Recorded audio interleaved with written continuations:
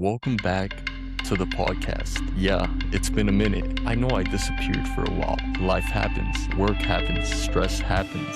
Sometimes you get so caught up surviving that you forget what's actually makes you feel alive. And for me, this right here, speaking, creating, talking about the world, politics, freedom, the future of America, that's what I'm passionate about. I've been sitting at jobs thinking to myself, man, this can't be it. Clocking in, clocking out, watching the world change in real time while everybody's too distracted arguing online to actually pay attention to what's happening globally. And I realized something. If you have a voice and you stay silent, eventually somebody else controls the narrative for you. So I'm back.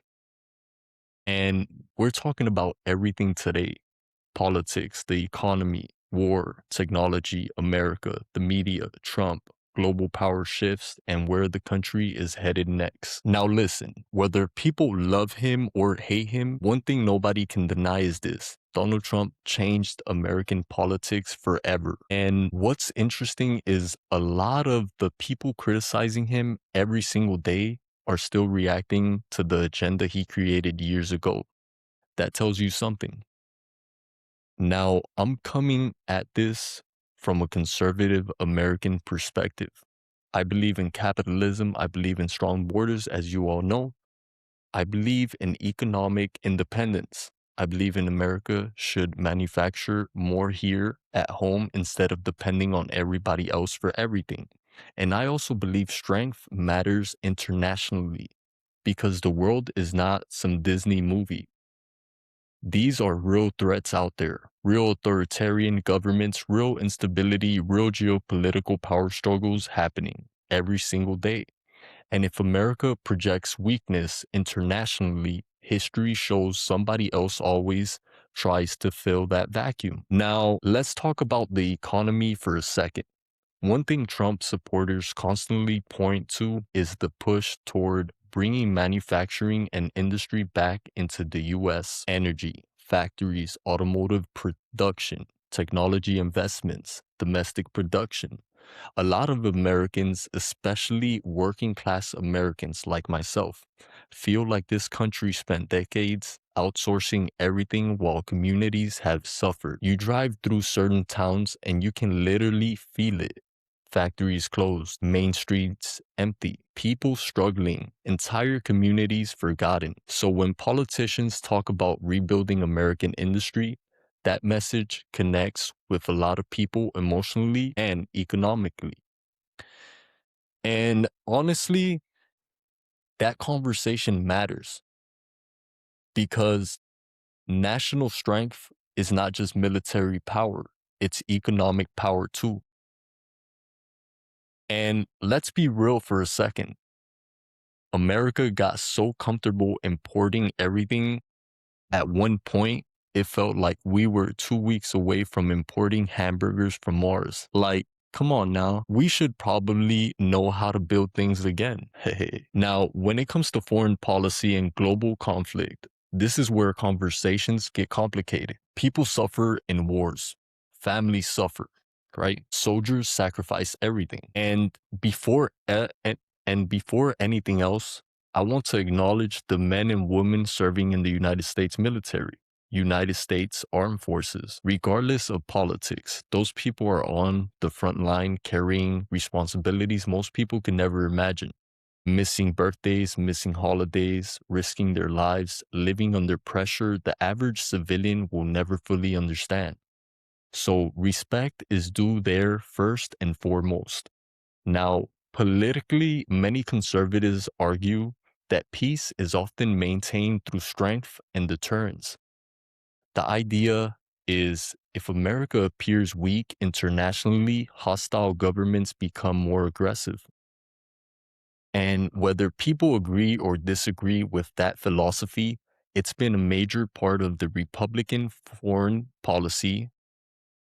It's been a major part of Republican foreign policy thinking for decades. Now, obviously, countries like Iran remain controversial internationally because of regional conflicts, sanctions, military tensions, and disputes involving nuclear development and geopolitical influence. But I also think it's important to separate governments from ordinary people because regular citizens everywhere, whether in America, Iran, Cuba, or anywhere else, are human beings trying to survive, provide their families, and live better lives. And serious political commentary should always remember that distinction. Another thing people are tired of, the media outrage machine. Every single day, it's breaking news, end of democracy. This is the final warning. Everybody panic. Bro, if I listened to cable news for 3 straight hours, I probably think aliens landed at Walmart. Everybody's screaming all the time, and people are exhausted. That's part of why independent podcasts are exploding right now, because people want conversations that feel real, not polished propaganda, not robotic talking points, just honest discussions. And honestly, that's part of why I came back. I was listening to Kevin Hart talking on a podcast recently, and something he said really stuck with me. The message was basically, keep going, get back up, keep creating.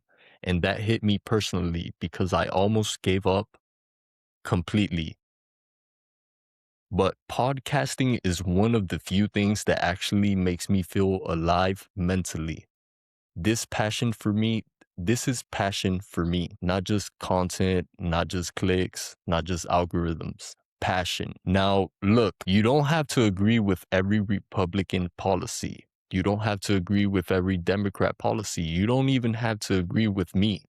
That's the beauty of America. Free speech, open discussion, debate, different opinions. That's what makes this country powerful, as we all know. But what I do believe is America succeeds when people are allowed to work hard, speak freely, innovate, create businesses, defend their families, and pursue opportunities without excessive control over every aspect of their lives.